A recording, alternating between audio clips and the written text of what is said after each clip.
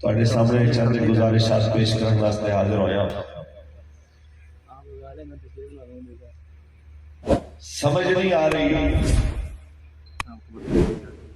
کہ جڑے حالات چل رہے ہیں کی یہ گفتگو کی جائے۔ ایک چیز ضرور ہے،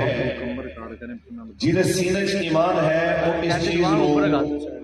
اچھی طرح محسوس کرتا ہے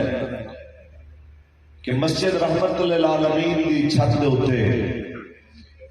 زندگی کا بیشتر حصہ حضور دے دین دی خدمت کردیاں گزارن والے ان دے نال متصل جناب اعلی عبادت دے اندر اپنی جوانی حتیٰ کہ اپنی بزرگی تک وقت گزارن والے بالآخر اپنی زندگی دے تقریباً 11 سال پھر ویل چیئر سے گزارن والے اس مرد کلندر نال جس بندے نے ظلم و زیادتی کی ہے وہ کلا بھی ذلیل ہو رہا ہے اور اجتماعی لشکر بھی ذلیل ہو رہا ہے۔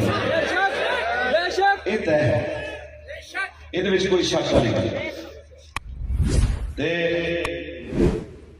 پھر ویل چیئر سے بیٹھ کے